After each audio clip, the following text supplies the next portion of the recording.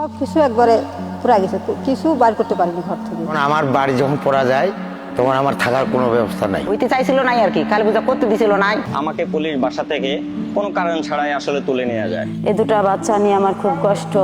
এই জন্য আমি আমার বাবা মার এইভাবে চলি।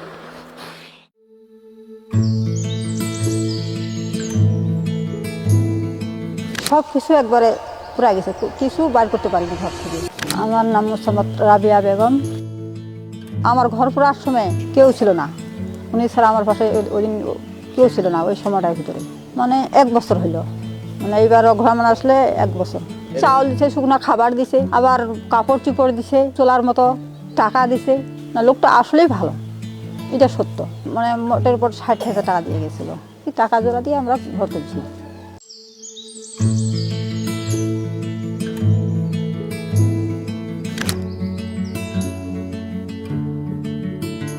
এখন আমার বাড়ি যখন পড়া যায় তখন আমার থাকার কোনো ব্যবস্থা নাই।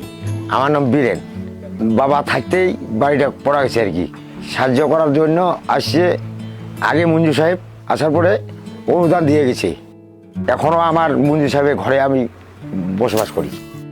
এই জন্য আমরা ওমার পাড় আমি ছাড়বো না, আর ওমার পিছনে আমি আসি। আমি কাউকে কথা দিই না, আমি কথা বলে একটাই কই।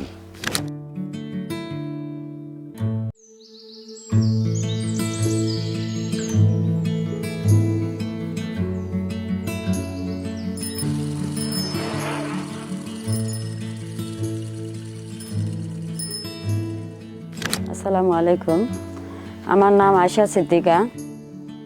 কালাপুকুর পুকুরপাড়া আমার পরিবার, গ্রাম থানা বীরগঞ্জ, জেলা দিনাজপুর, পোস্ট ভাবকি। উল্টি বললাম একটু। মঞ্জু ভাই আমার ভাই হয়।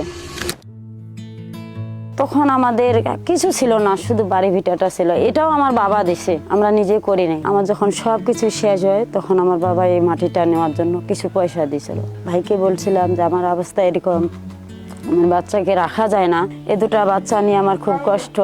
তখন ভাই আমাকে এই রুমটা দিয়েছে। আগের থেকে অনেকটা সুস্থভাবে আসি আর কি। বর্তমানে জায়গার চিন্তা হলো না, ঘরের চিন্তা হলো না। এখন আমি দুটা বাচ্চাকে ঠিক মতন লেখাপড়া করতেছি, কিছু পয়সা ইনকামও করতেছি ওদেরকে আটকাই থিয়ে।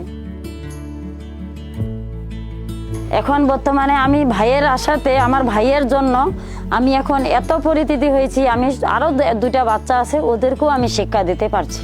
ওনাকে আমি চাইতেছি যে আমাদের এলাকার মধ্যে উনি যেন একটা পরিস্থিতিভাবে অবজান হোক, আর ওনার যে পরিস্থিতি দাঁড়াইছে সেটা থেকে যেন সে সফল হয়।